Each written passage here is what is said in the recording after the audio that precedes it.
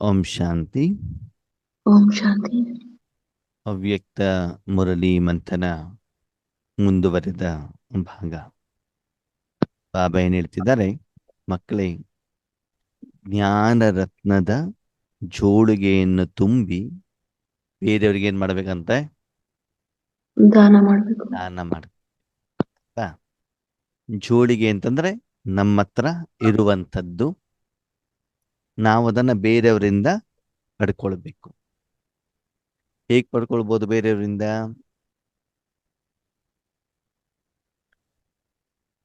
Unmute ಮಾಡ್ಕೊಳ್ಳಿ. ಆಶೀರ್ವಾದಗಳ ಮುಖಾಂತರ. ಆಶೀರ್ವಾದದ ಮೂಲಕ ಅಲ್ವಾ? ಒಂದು ಭಗವಂತನಿಂದ ಆಸ್ತಿ ರೂಪದಲ್ಲಿ ಪಡ್ಕೊಳ್ಬಹುದು, ಸಂಪಾದನೆ ರೂಪದಲ್ಲಿ ಪಡ್ಕೊಳ್ಬಹುದು, ಮತ್ತು ನಿಮ್ಮತ್ತೆ ಇರುವಂಥದ್ದನ್ನ ಬೇರೆಯವರಿಗೆ ಕೊಟ್ಟು ಆಶೀರ್ವಾದದ ರೂಪದಲ್ಲಿ ಪಡ್ಕೊಳ್ಬಹುದು ಅಲ್ವಾ? ಓಕೆ, ಇಲ್ಲಿ ಬಾಬಾ ಏನ್ ಹೇಳ್ತಾರೆ, ಜ್ಞಾನ ರತ್ನಗಳನ್ನ ದಾನ ಮಾಡಬೇಕು. ಸರಿ, ಇದ್ರ ಹಿಂದೆ ಏನ್ ಹೇಳಿದ್ರು ಬಾಬಾ ನಿನ್ನೆ ಲೈನಲ್ಲಿ? ನೆನ್ಪಿದ್ಯಾ? ಏನಾಗ್ಬೇಕು ಅಂತ ಹೇಳಿದ್ರು ಬಾಬಾ? ಸೂರ್ಯವಂಶಿಗಳು ಚಂದ್ರವಂಶಿಗಳಿಗೂ ಅಲ್ವಾ? ಇನ್ನು ಅದರ ಬಗ್ಗೆ ಚರ್ಚೆ ಮಾಡಿದ್ವಲ್ಲ. ಅದರ ಮುಂದುವರೆದ ಭಾಗ ಇಲ್ಲಿ ಬಾಬಾ ಜ್ಞಾನ ರತ್ನ ಅಂತ ಹೇಳ್ತಾರೆ. ಜ್ಞಾನ ಅಂತ ಹೇಳೋದಿಲ್ಲ, ಯಾಕೆಂದ್ರೆ ರತ್ನಗಳ ಮೇಲೆ ಪ್ರಕಾಶ ಬಿದ್ದಾಗ ರತ್ನ ಏನಾಗ್ತದೆ? ಹೊಳೆಯತ್ತೆ. ಸತ್ಯುಗದಲ್ಲೆಲ್ಲ ಬಾಬಾ ಹೇಳ್ತಾರೆ, ಅರಮನೆಗಳಲ್ಲಿ ರತ್ನಗಳಿರ್ತಾವಂತೆ, ಅಲ್ಲಿ ಸೂರ್ಯನ ಬೆಳಕು ಬಿದ್ದು ಬಿಟ್ಟು ಏನಾಗ್ತದಂತೆ? ರೂಮ್ನಲ್ಲಿ ಪ್ರಕಾಶತೆ ಬರುತ್ತೆ. ಇಲ್ಲಿ ನಾವೇನ್ ಮಾಡ್ತೀವಿ? ಜ್ಞಾನ ರತ್ನ ಅಂದ ತಕ್ಷಣದಲ್ಲಿ ಬೇರೆಯವ್ರಿಗೆ ಜ್ಞಾನ ಹೇಳಲಿಕ್ಕೆ ಶುರು ಮಾಡ್ತೀವಿ. ಯಾರಿಗೆ?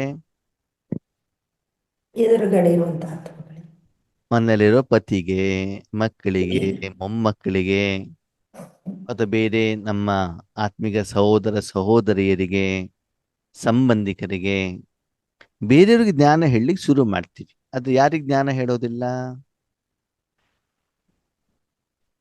ಯಾರಿಗೆ ಹೇಳೋದಿಲ್ಲ? ನಮಗ್ ನಾವು ಹೇಳ್ಕೊಳಕ್ಕೆ ಹಾ, ನಮಗೆ ನಾವು ಹೇಳ್ಕೊಳ್ಳೋದಿಲ್ಲ. ಯಾಕಂದ್ರೆ ನಮ್ಮ ಹತ್ರ ಬೇಕಾದಷ್ಟು ಕಡಿಮೆತನಗಳು ಇರ್ತಾವೆ ಇರುತ್ತೆ. ಅಲ್ವಾ? ಅದಕ್ಕೆ ಇಲ್ಲಿ ಬಾಬಾ ಹೇಳ್ತಾರೆ, ಜ್ಞಾನಗಳನ್ನು ಹೇಳೋದಲ್ಲ, ಜ್ಞಾನದ ಫಲವಾದಂತ ವೈಬ್ರೇಷನ್ಸ್ ಅನ್ನ, ಆ ಶಕ್ತಿಯನ್ನ, ಗುಣವನ್ನ, ವಿಶೇಷತೆಯನ್ನ ಏನ್ ಮಾಡ್ಬೇಕು ನಾವು?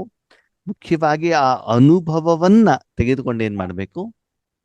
ದಾನವನ್ನ ಮಾಡಬೇಕು. ಓಕೆ, ನಿಮಗೊಂದು ಪ್ರಶ್ನೆ. ಆತ್ಮೀಯರೇ, ಲೌಕಿಕದಲ್ಲಿ ಯಾವುದನ್ನ ದಾನ ಮಾಡ್ತಾರೆ? ದಾನ ಕೊಡೋದು ಅಂತಂದ್ರೆ ಏನು ಕೊಡ್ತಾರೆ ದಾನ? ಗ್ರಹಣ ಬೀಳ ಅಲ್ಲ, ಜ್ಞಾನ ಯಾಕೆ ಕೊಡ್ತಾರೆ ಅಂತಂದ್ರೆ ಗ್ರಹಣ ಬಿಡ್ಲಿಕ್ಕೆ. ಆದ್ರೆ ದಾನವನ್ನು ಯಾವ್ದನ್ನು ಕೊಡ್ತಾರೆ ಅಂತ ನಾನು ಕೇಳಿದ್ದು. ಹಣ, ವಸ್ತು, ದವಸ, ಬಟ್ಟೆ, ದುಡ್ಡು, ಬಟ್ಟೆಗಳು, ಬಂಗಾರ ಬಟ್ಟೆ, ಅಲ್ವಾ? ಅಥವಾ ದಿನಸಿ ಹಣ್ಣು. ಐಟಮ್ಗಳು, ತೆಂಗಿನಕಾಯಿ, ಅಕ್ಕಿ ಅಲ್ವಾ? ಯಾವ್ಯಾವುದನ್ನು ದಾನವನ್ನ ಮಾಡ್ತಾರೆ. ಓಕೆ, ದಾನ ಕೊಡ್ಬೇಕಾದ್ರೆ ಯಾರಿಗಾದ್ರು ಜ್ಞಾನ ದಾನ ಕೊಡ್ಲಿಕ್ಕಾಗತ್ತಾ? ಬನ್ರಿ ಇಲ್ಲಿ ಮಸಾಲೆ ದೋಸೆ ಹೆಂಗ್ ಮಾಡ್ತೇನೆ ಅಂತ ನಾನು ಹೇಳ್ತೇನೆ, ಇದು ದಾನ ಅಂತ ಹೇಳ್ತಾರ? ಇಲ್ಲ.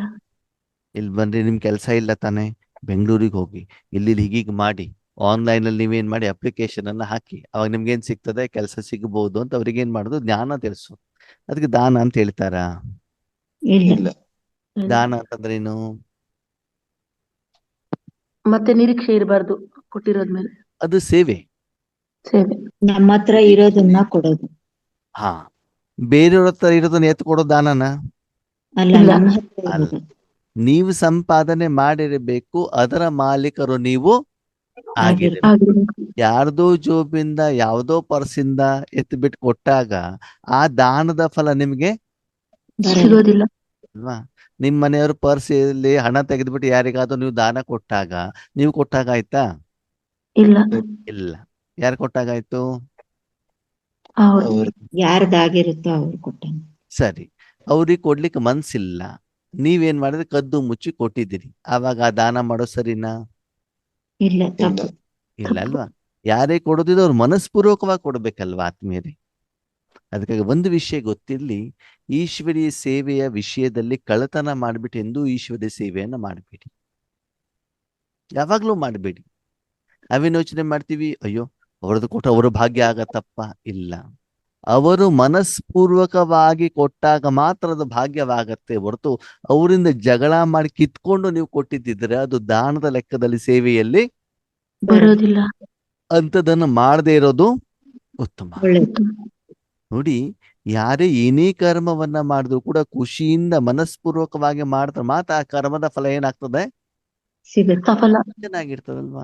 ನಿಮ್ ಮಕ್ಕಳಿಗೂ ಕೂಡ ಅವ್ರಿಗೆ ಓದ್ಲಿಕ್ಕೆ ಆಸಕ್ತಿ ಇಲ್ಲ, ಬೈ ಬೋರ್ಡ್ಸ್ ಕೂತ್ಕೊಂಡ್ಬಿಟ್ಟು ಓದು ಅಂತಂದ್ರೆ ಅವನು ಕಣ್ಣು ಬುಕ್ಕಿದ ಕಡೆಗೆ ಇರ್ತದೆ, ಮನಸ್ಸು ಏನಾಗ್ತಾ ಇರ್ತದೆ, ಬೇರೆ ಕಡೆ.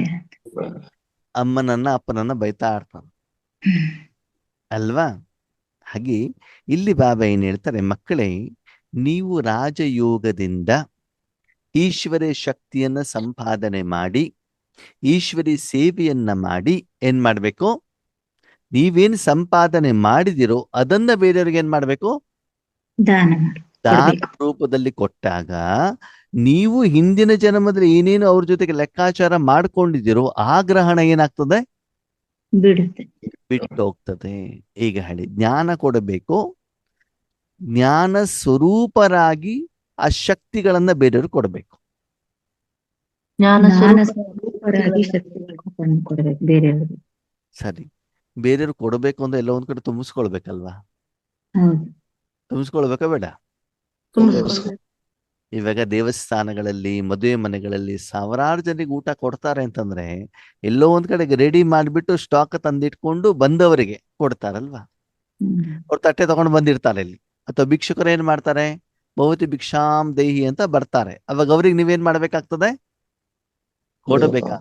ಕೊಡಬೇಕು ಅಂತ ನಿಮ್ಮತ್ತೆ ಏನಿರ್ಬೇಕು, ಇರಬೇಕು. ಹಣ. ಸ್ಟಾಕ್ ಇರ್ಬೇಕಾಗತ್ತೆ.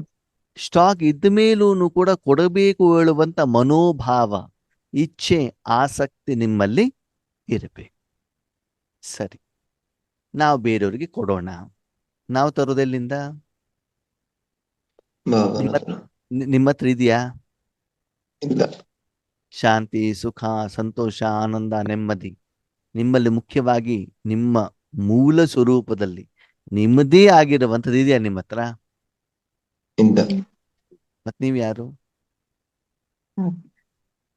ನಿಮಿತ್ತ. ನಿಮಿತ್ತ. ಸಾಧನ ಅಷ್ಟೇ, ಒಂದು ಇನ್ಸ್ಟ್ರೂಮೆಂಟ್ ಅಷ್ಟೇ. ಆತ್ಮ ಒಂದು ಸಾಧನ ಅಷ್ಟೇ, ಬಿಟ್ಟೆ ಬೇರೆ ಏನು ಅಲ್ಲವಲ್ಲ. ಅದು ಟ್ರಾನ್ಸ್ಫರ್ ಮಾಡತ್ತೆ, ತಾನು ಅನುಭವ ಮಾಡುತ್ತೆ ಅಷ್ಟೇ, ಬಿಟ್ರೆ ಆತ್ಮದು ಒರಿಜಿನಲ್ ಆಗಿ ತನ್ನದು ಹೊಳದು ಏನು ಇಲ್ಲ. ಒಂದು ರಾವಣ ಜೊತೆ ಕನೆಕ್ಟ್ ಆಗ್ಬಹುದು ಅಥವಾ ಓಕೆ. ನಿಮ್ಗೊಂದು ಪ್ರಶ್ನೆ, ಸರಿಯಾಗಿ ಉತ್ತರ ಕೊಡ್ತೀರಾ? ಕೊಡ್ತೀರಾ? ಹೌದು. ಹೌದು. ಸರಿ.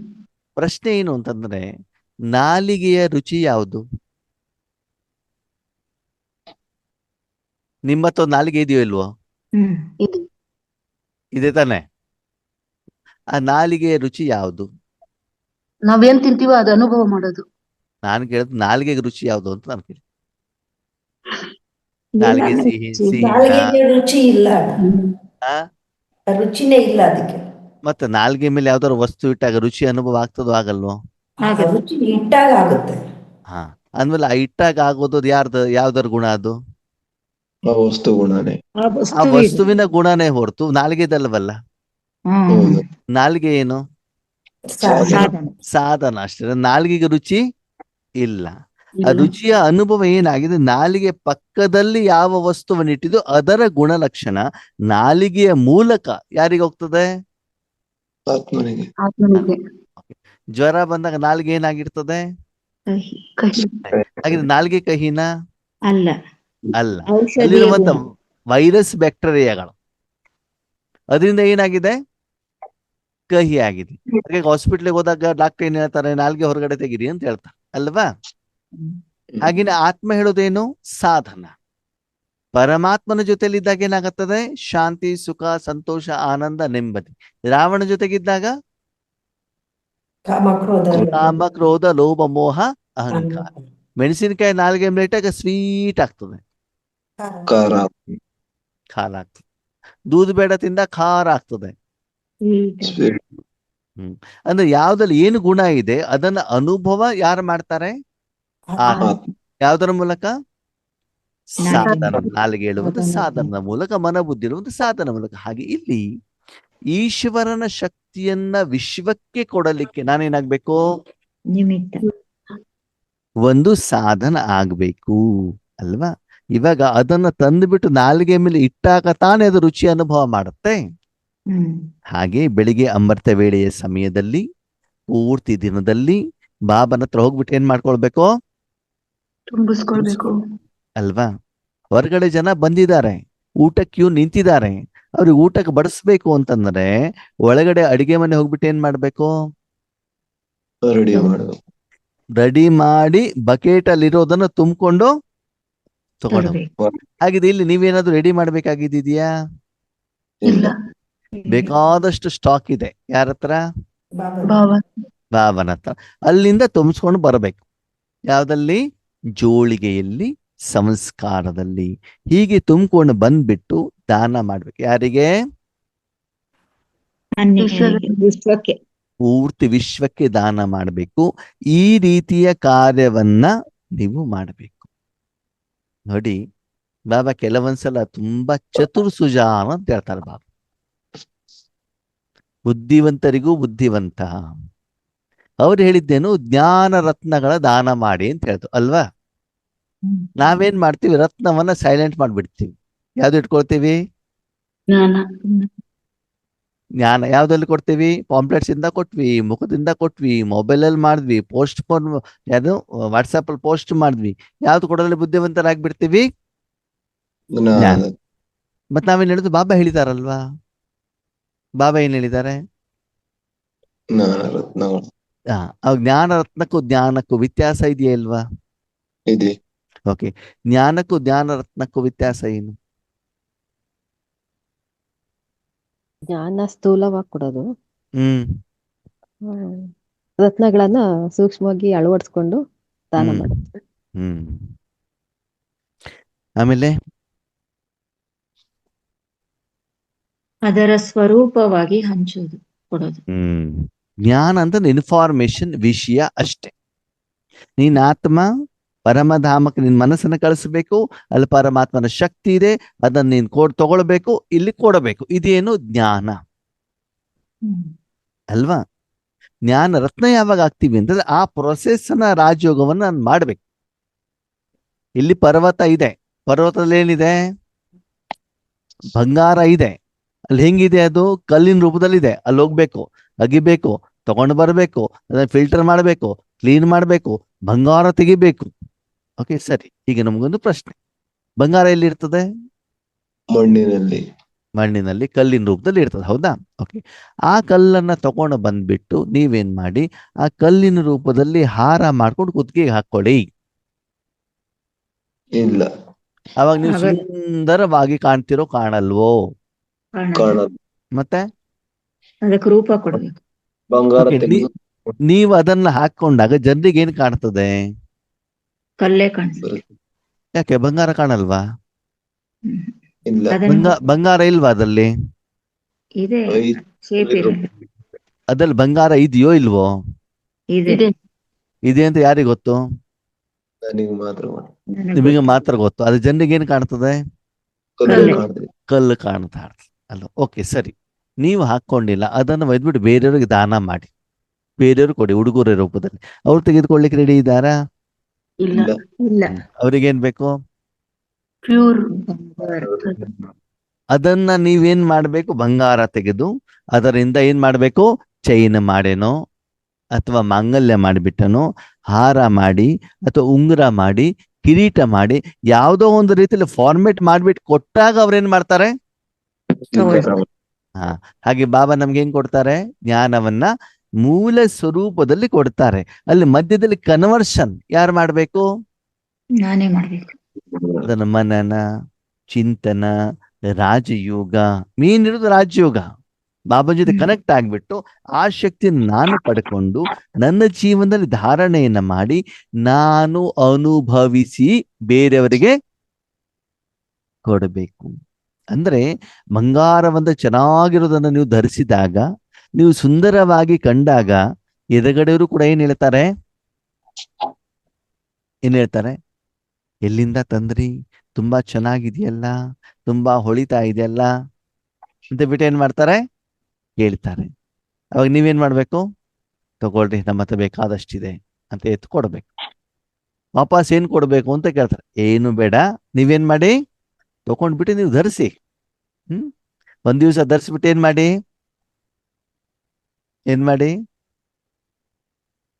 ಮದುವೆ ಮನೆಗೆ ಹೋಗ್ಬಿಟ್ಟು ಬನ್ನಿ, ಅಲ್ಲೆಲ್ಲ ಸೆಲ್ಫಿ ಗಿಲ್ಫಿ ಎಲ್ಲ ತೆಗೆದುಕೊಳ್ಳಿ, ಗ್ರೂಪ್ ಫೋಟೋ ತೆಗೀರಿ. ಅವಾಗ ಅದು ಸುಂದರವಾಗಿದ್ದಾಗ, ಸುಖ ಸಿಕ್ಕಿದಾಗ ಅವಾಗ ಅವರೇ ಕೇಳ್ಕೊಂಡು ಬರ್ತಾರೆ. ಏನಂತ? ಮತ್ತೆ ಬೇಕು ಅಂದ್ರೆ ಏನು ಮಾಡಬೇಕು?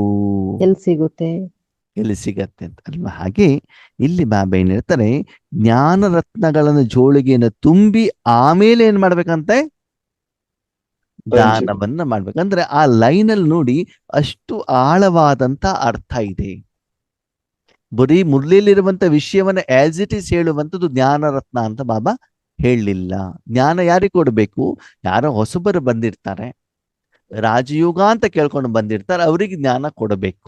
ಈಗಿನ ಜನ ರಾಜಯೋಗ ಮಾಡ್ಲಿಕ್ಕೆ ಬರ್ತಾರೋ ಡೈರೆಕ್ಟ್ ಆಗಿ ತಿನ್ಲಿಕ್ಕೆ ಬರ್ತಾರೋ?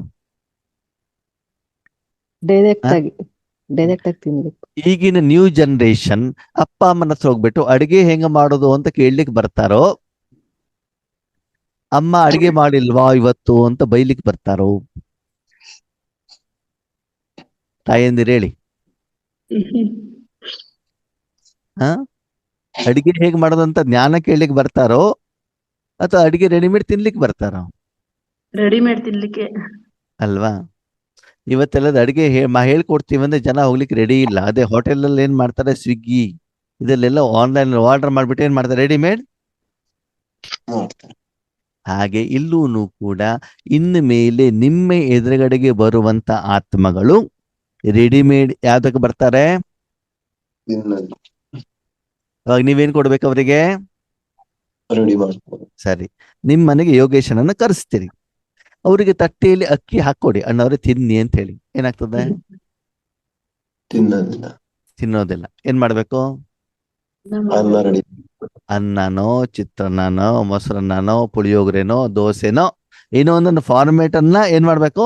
ಚೇಂಜ್ ಮಾಡಿ ತಿನ್ಲಿಕ್ಕೆ ರೆಡಿ ಆಗುವಷ್ಟು ರೆಡಿ ಮಾಡಿ ಕೊಡಬೇಕು. ಓಕೆ, ಅಷ್ಟೆಲ್ಲ ಕೊಟ್ರಿ ಯಾರಿಗೆ? ಕೊಟ್ಟಾದ್ಮೇಲೆ ಅಣ್ಣವ್ರೆ ಎಲ್ಲ ಆಯ್ತು, 500 ರೂಪಾಯಿ ಕೊಟ್ಟು ಹೋಗಿ ಅಂತ ಹೇಳಿ. ನೆಕ್ಸ್ಟ್ ನಿಮ್ ಮನೆಗೆ ಬರ್ತಾರೋ ಬರಲ್ವೋ? ಅಲ್ವಾ? ಏನ್ ಮಾಡ್ಬೇಕು? ಅವ್ರಿಗೆ ಫ್ರೀ ಆಗಿ ಕೊಟ್ರೆ ಮಾತ್ರ ಬರ್ತಾರೆ. ಬೇಕಾದಷ್ಟು ತಿನ್ಸ್ಬಿಟ್ಟು ಮನೆಗೆ ತಗೊಂಡು ಹೋಗ್ಲಿಕ್ಕೂ ಕೊಟ್ಟಾಗ ಮತ್ತೆ ನಿಮ್ಮ ಮನೆಗೆ ಏನ್ ಮಾಡ್ತಾರೆ? ಅವರು ಬರ್ತಾರೆ. ಹಾಗೆ ಮಕ್ಕಳೇ, 63 ಜನ್ಮದ ಸಾಲ ತೀರ್ಸ್ಬೇಕು ಅಂತಂದ್ರೆ ಆ ಆತ್ಮಗಳು ನಿಮ್ ಹತ್ರ ಬರ್ತಾರೆ. ಓಕೆ, ಇದ್ರಲ್ಲಿ ಇನ್ನೊಂದು ಅರ್ಥ ಏನು ಗೊತ್ತಾ ನಿಮ್ಗೆ? ಇನ್ನೊಂದು ಸೀಕ್ರೆಟ್ ಮೀನಿಂಗ್ ಇದೆ ಇದ್ರಲ್ಲಿ. ಏನು ಗೊತ್ತಾ? ಅಣ್ಣವ್ರೆ, ನಮ್ಮನೇಲಿ ನಾವು ಎಷ್ಟು ಜ್ಞಾನ ಹೇಳಿದ್ರು ಜ್ಞಾನಕ್ಕೆ ಬರೋದೇ ಇಲ್ಲ, ನಮ್ ಸೊಸೆ ಜ್ಞಾನಕ್ಕೆ ಬರೋದಿಲ್ಲ ಅಂತ ನಮ್ ಕಂಪ್ಲೇಂಟ್ ಇದೆ. Yes or no? ಹೌದು. ಈಗ ನಾವೇನ್ ಹೇಳ್ತೀರಿ, ಇಲ್ಲಿ ಬಾಬಾ ಏನ್ ಹೇಳ್ತಿದ್ರೆ, ಮಕ್ಕಳೇ ಜ್ಞಾನ ಕೊಡೋದಲ್ಲ, ಅವ್ರಿಗೆ ಏನ್ ಕೊಡಬೇಕು? ಜ್ಞಾನ ರತ್ನಗಳನ್ನ ಕೊಡಬೇಕು. ಅಂದ್ರೆ ನಿಮ್ಮ ಜೊತೆ ಕರ್ಮದ ಲೆಕ್ಕಾಚಾರ ಇರುವಂತ ಕಾರಣದಿಂದ ಪತಿಯಾಗಿ, ಅತ್ತೆಯಾಗಿ, ಸೊಸೆಯಾಗಿ, ಮಗಳಾಗಿ, ಮೊಮ್ಮಗಳಾಗಿ, ಮಗನಾಗಿ ಏನಾಗಿದಾರ ಅವ್ರು ನಿಮ್ ಜೊತೆಯಲ್ಲಿ ಇದ್ದಾರೆ. ಈ ಯೋಗದ ಶಕ್ತಿಯನ್ನು ನೀವು ಕೊಟ್ಟಾಗ ನಿಮ್ ಜೊತೆಗೆ ಅವ್ರ ಲೆಕ್ಕಾಚಾರ ಏನಾಗ್ತದೆ? ಚುಕ್ತ ಆಗುತ್ತೆ. ಈಗ ದಾನ ಯಾರಿಗೆ ಕೊಡ್ಬೇಕು? ಬ್ರಾಹ್ಮಣರಿಗೆ ಕೊಡ್ಬೇಕಾ? ಯಾರಿಗೆ ಕೊಡ್ಬೇಕು? ನೀವೆಷ್ಟು ಶ್ರೀಮಂತರಾಗಿದ್ದೀರಿ ಅಂತಂದ್ರೆ ಪ್ರಪಂಚದ ಎಲ್ಲ ಜನರು ಬಂದ್ಬಿಟ್ಟು ಬೇಡ್ತಾ ಇದ್ದಾರೆ, ನನ್ ಕೊಡಿ, ನನ್ ಕೊಡಿ, ನನ್ ಕೊಡಿ ಅಂತ ಬೇಡ್ತಾ ಇದ್ದಾರೆ. ಆ ಬೇಡ್ತಾ ಇರುವಂತ ಆತ್ಮಗಳಿಗೆ ನೀವೇನ್ ಮಾಡ್ಬೇಕು? ದಾನ ಮಾಡುವಂತಹ ಮಹಾನ್ ವ್ಯಕ್ತಿ, ಶಕ್ತಿ ಆಗ್ಬೇಕಾಗ್ತದೆ. ಅವಾಗ ಅವರಿಗೆ ರೆಡಿಮೇಡ್ ಆಗಿ ಪ್ರತಿದಿನ ಏನ್ ಮಾಡ್ತಾ ಹೋಗ್ಬೇಕು? ಫ್ರೀ ರೂಪದಲ್ಲಿ ಕೊಡ್ಬೇಕು. ಅಯ್ಯೋ ಅಣ್ಣವ್ರೆ, ನಾವು ಅಷ್ಟೆಲ್ಲ ಧ್ಯಾನ ಹೇಳಿದ್ವಿ, ಅಷ್ಟೆಲ್ಲ ಯೋಗ ಮಾಡಿದ್ವಿ, ಅವ್ರು ಓಂ ಶಾಂತಿನೇ ಹೇಳಲಿಲ್ಲ ಅಂತ ಬಿಟ್ಟು ಏನ್ ಮಾಡಬಾರ್ದು? ಯಾವುದೇ ನಿರೀಕ್ಷೆಯನ್ನ ಅವರಿಂದ ಇಟ್ಟುಕೊಳ್ಳಬಾರದು. ಜ್ಞಾನ ಸಾಗರ್ ತುಮಕು ರತ್ನೋ ಕಿ ಥಾಲಿಯಾ ಭರ್ ಭರ್ ಕರ್ ದೇತೆ. ಬೇರೆಯವ್ರು ಕೊಡೋಣ, ತರೋದೆಲ್ಲಿಂದ? ಹಾ, ಅದಕ್ಕೆ ಬಾಬಾ ಹೇಳ್ತಾರೆ ಆ ಜ್ಞಾನ ರತ್ನಗಳನ್ನು ಬಾಬಾ ಏನ್ ಮಾಡ್ತಾರಂತೆ ತುಂಬಿ ತುಂಬಿ ತುಂಬಿ ತುಂಬಿ ಕೊಡ್ತಾರಂತೆ ಅಲ್ವಾ. 500 ಜನರಿಗೆ 1000 ಜನರಿಗೆ ಅಡಿಗೆ ಮಾಡ್ಬೇಕು, ಒಂದು ದೊಡ್ಡ ಪಾತ್ರೆ ಎಲ್ಲ ಮಾಡ್ತಾರಲ್ವಾ, ಅವಾಗ ಏನ್ ಮಾಡ್ತಾರೆ, ಬಕೆಟ್ ಅಲ್ಲಿ ತುಂಬಿ ತುಂಬಿ ಕೊಡ್ತಾರೆ, ತಗೊಂಡೋಗಿ ಬಡಿಸಿ ಅಂತ ಹೇಳ್ತಾರಲ್ವಾ. ಹಾಗೆ ಬಾಬಾ ಏನ್ ಮಾಡ್ತಾರಂತೆ, ಯಾವ್ದದು ಜ್ಞಾನ ರತ್ನಗಳು, ಸಪ್ತಗುಣ. ಆ ಶಾಂತಿ, ಸುಖ, ಸಂತೋಷ, ಆನಂದ, ನೆಮ್ಮದಿ, ಪ್ರೀತಿ. ಓಕೆ, ನಿಮ್ಮಲ್ಲಿ ನೆಂಟರು ಬಂದಿದ್ದಾರೆ, ಸರಿನಾ, ಅವ್ರಿಗೇನ್ ಕೊಡ್ಬೇಕು, ಊಟ ತಿಂಡಿ. ಓಕೆ. ನೀವು ಅಡಿಗೆ ಮನೆಗೆ ಹೋಗಿ, ಅಡಿಗೆ ಮನೆಯಲ್ಲಿ ಅಡಿಗೆ ಮಾಡುವಂತ ಭಟ್ಟರು ನಿಮ್ಗೆ ಪಲಾವ್ ಮಾಡೋದು ಹೇಗೆ ಅಂತ ಜ್ಞಾನ ಕೊಡ್ತಾರೆ. ಏನ್ ಕೊಡ್ತಾರೆ, ಧ್ಯಾನ, ಯಾವ ಜ್ಞಾನ, ಅಡಿಗೆ ಮಾಡೋದು. ಜ್ಞಾನ. ಓಕೆ, ಅದನ್ನ ತಗೊಂಡು ಬಂದ್ಬಿಟ್ಟು ನಿಮ್ಮ ಮನೆಗೆ ನೆಂಟೆಲ್ಲ ಬಂದಿದ್ದಾರೆ, ಯಾಕೆ, ಪಲಾವ್ ತಿನ್ಲಿಕ್ಕೆ, ಸರಿನಾ. ಅವ್ರಿಗೆ ಪಲಾವ್ ಕೊಡಬೇಡಿ, ಅವ್ರಿಗೆ ಪಲಾವ್ ಮಾಡೋ ಜ್ಞಾನ ಹೇಳಿ. ಏನ್ ಮಾಡ್ಬೇಕು, ಪಲಾವ್ ಕೊಡಬಾರ್ದು, ಪಲಾವ್ ಮಾಡುವಂತ ಜ್ಞಾನವನ್ನು ಹೇಳ್ಬೇಕು. ಆವಾಗ ಅವರನ್ನು ಕೇಳಿ ತುಂಬಾ ಖುಷಿ ಆಗ್ಬಿಟ್ಟು ಹೋಗ್ತಾರಲ್ವಾ. ಇಲ್ಲ, ಮತ್ತೆ ಬೈಕೊಂಡು ಹೋಗ್ತಾರೆ. ಪಲಾವ್ ಕೊಡ್ಬೇಕು ಮಾಡಿರೋದನ್ನ ಕೊಡ್ಬೇಕು ತಾನೆ. ಅವಾಗ ಅಡಿಗೆ ಮನೆಯಿಂದ ಪಲಾವ್ ತಗೊಂಡು ಬರ್ಬೇಕು, ಪಲಾವ್ ಮಾಡುವಂತ ಜ್ಞಾನ ತಗೊಂಡು ಬರ್ಬೇಕು. ಪಲಾವ್ ತಗೊಂಡ್ ಬರ್ಬೇಕು. ಇಲ್ಲೂನು ಬಾಬಾ ಹೇಳ್ತಾರದು ಅದನ್ನು. ಚಂದ್ರವಂಶಿಗಳಾಗಿ, ಸೂರ್ಯವಂಶಿಗಳಾಗಿ, ಕತ್ತಲೆಯಲ್ಲಿ ಬೆಳಕನ್ನ ಕೊಡುವಂತ ನಿಮಿತ್ತರಾಗಿ ಶಕ್ತಿಯನ್ನ ಪಡೆಕೊಂಡು ಸಪ್ತ ಗುಣಗಳನ್ನ ಏನ್ ಮಾಡ್ಬೇಕು, ಮಾಸ್ಟರ್ ಜ್ಞಾನ ಸೂರ್ಯರಾಗಿ ವಿಶ್ವಕ್ಕೆ ನೀವು ಎಲ್ಲರಿಗೂ ಕೂಡ ದಾನವನ್ನ ಮಾಡಬೇಕು. ಅದರ ಅವಶ್ಯಕತೆ ಇವತ್ತು ಪ್ರಪಂಚಕ್ಕೆ ತುಂಬಾ ಇದೆ. उन रत्नों का जो दान करते हैं वही सबको प्यारे लगते हैं. ಇಂತಹ ರತ್ನಗಳನ್ನ ಯಾರು ದಾನ ಮಾಡ್ತಾರೋ ಅವರು ಎಲ್ಲರಿಗೂ ಇಷ್ಟವಾಗ್ತಾರಂತೆ. ಯಾಕೆ, ಎಲ್ಲರಿಗೂ ಯಾಕೆ ಇಷ್ಟ ಆಗ್ಬೇಕು ಅವರು, ಅವ್ರು ಕೆಲವರಿಗೆ ಮಾತ್ರ ಇಷ್ಟ ಆಗ್ತಾರೋ ಎಲ್ಲರಿಗೂ ಇಷ್ಟ ಆಗ್ತಾರೋ, ಎಲ್ಲರಿಗೂ ಇಷ್ಟ ಆಗ್ತದೆ, ಕಾರಣ ಗುಣಗಳನ್ನೆಲ್ಲ ಕೊಟ್ಟಿರ್ತಾರೆ. ಯಾರ್ಗ್ ಏನ್ ಬೇಕೋ ಎಲ್ಲ ಕೊಡ್ತಿರ್ತಾರೆ.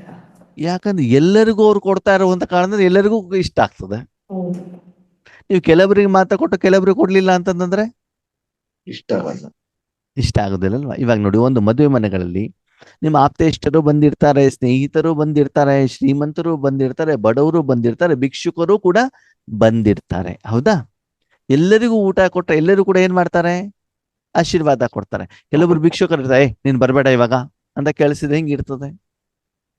ಯಾರು ಮುಯಿ ಜಾಸ್ತಿ ಕೊಟ್ಟಿದ್ರೆ ಅವ್ರಿಗೆ ಮಾತ್ರ ಚೆನ್ನಾಗಿರೋದನ್ನ ಕೊಟ್ಬಿಟ್ಟು ಉಳಿದವ್ರಿಗೆ ಕೊಡ್ಲಿಲ್ಲ ಅಂದ್ರೆ ಹೆಂಗಿರ್ತದೆ. ಕೆಲವೊಬ್ಬರಿಗೆ ಮೊಸರು ಕೊಡೋದು, ಕೆಲವೊಬ್ಬರಿಗೆ ಮಜ್ಜಿಗೆ ಕೊಡೋದು, ಅವಾಗ ಹೆಂಗ್ ಮಾಡಿದ್ರೆ ಹೆಂಗಿರ್ತದೆ, ಚೆನ್ನಾಗಿರುತ್ತಾ. ಇಲ್ಲ. ಅದಕ್ಕಾಗಿ ಅವರು ಎಲ್ಲರಿಗೂ ಕೂಡ ಈಶ್ವರಿ ಶಕ್ತಿಯನ್ನು ಕೊಡುವಂತ ಕಾರಣದಿಂದ ಅವರೆಲ್ಲರಿಗೂ ಕೂಡ ಏನಾಗ್ತಾರಂತೆ, ಇಷ್ಟ ಇಷ್ಟರಾಗ್ತಾರೆ. ಆಗ್ತದೆ. ಅಂದ್ರೆ ಕೇವಲ ಶಿವಬಾಬಾ ಜೊತೆಗೆ ಮಾತ್ರ, ನಿಮ್ಮ ಲೌಕಿಕ ಪರಿವಾರದವರಿಗೆ ಮಾತ್ರ, ಅಲೌಕಿಕ ಪರಿವಾರದವರಿಗೆ ಮಾತ್ರ ಅಲ್ಲ, ನೀವೆಲ್ಲರಿಗೂ ಕೂಡ ಏನಾಗ್ಬೇಕು, ಇಷ್ಟ ಪ್ರಿಯರ್ ಆಗ್ಬೇಕಾಗ್ತದೆ. बच्चों के अंदर में इतनी खुशी होनी चाहिए. ಬಾಬಾ ಹೇಳ್ತಾರೆ, ಇಷ್ಟೆಲ್ಲ ನೀವು ಸೇವೆಯನ್ನು ನಿರಂತರ ಮಾಡಿದ್ರೆ ನಿಮ್ಗೆ ಖುಷಿ ಆಗತ್ತೋ ಆಗಲ್ವೋ. ಆಗುತ್ತೆ. ಹೌದು. ಅದೇ ಇವಾಗ ನಿಮ್ಮ ಮುಖ ಹೆಂಗಿದೆ, ಅವರಲ್ಲಿ ಜ್ವರ ಬಂದಿರುವಂತ ಒಂದು ವ್ಯಕ್ತಿ ಮುಖ ನೋಡ್ದ ಹೆಂಗಿರ್ತದೆ, ಸಪ್ಪೆ ಮುಖ ಸಪ್ಪೆ ಬಾಡೋಗಿ, ಮುಖ ಎಲ್ಲ ಜೋತ್ ಬಿದ್ದು, ಏನ್ರಿ ಆಗಿದೆ, ಮುಖ ಎಲ್ಲ ಬಾಡೋಗ್ಬಿಟ್ಟಿದ್ಯಲ್ಲ, ಸುಸ್ತಾಗ್ಬಿಟ್ಟಿದ್ಯಲ್ಲ ಅಂತ ಹೇಳ್ತಾರೆ. ಯಾಕೆ ಮುಖ ಬಾಡೋಗಿದೆ, ಜ್ವರ ಬಂದು ಒಳಗಡೆ ವೈರಸ್ ಬ್ಯಾಕ್ಟೀರಿಯಾ, ನಿಮ್ಗೆ ಬೇಡದೇ ಇರುವಂತ ಕೆಟ್ಟ ಶಕ್ತಿಗಳು ಒಳಗಡೆಗೆ ಇರುವಂತ ಕಾರಣದಿಂದ, ಆ ಶಕ್ತಿಗಳು ರುದ್ರ ತಾಂಡವ ನೃತ್ಯವನ್ನ ಮಾಡ್ತಾ ಇರುವಂತ ಕಾರಣದಿಂದ, ಅದರ ಪರಿಣಾಮ ಶರೀರದ ಮೇಲೆ ಬೀಳುವಂತ ಕಾರಣದಿಂದ ಆತ್ಮನು ಕೂಡ ಏನಾಗ್ಬಿಟ್ಟಿದೆ, ಬಾಡೋಗಿದೆ. ಬಾಡೋಗ್ಬಿಟ್ಟಿದೆ, ವೀಕ್ ಆಗ್ಬಿಟ್ಟಿದೆ. ಅವಾಗ ಮುಖದಲ್ಲಿ ಖುಷಿ ಬರುತ್ತೋ ಬರಲ್ವೋ. ಇಲ್ಲ. ಹಾಗೇನೆ ನಿಮ್ಮ ಮನಸ್ಸಿನಲ್ಲೂ ಕೂಡ ವೈರಸ್ ಬ್ಯಾಕ್ಟೀರಿಯಾ ಇರುವಂತ ಮಕ್ಕಳು, ಮೊಮ್ಮಕ್ಕಳು, ಪ್ರಪಂಚ, ಹಣ, ಅಂತಸ್ತು, ಅಧಿಕಾರ, ವಸ್ತು, ಜಮೀನು ಇದನ್ನೆಲ್ಲ ಇಟ್ಕೊಂಡ್ರೆ ಕಾಯಿಲೆ ಬರತ್ತೋ ಕಾಯಿಲೆ ಹೋಗತ್ತೋ. ಬರುತ್ತೆ.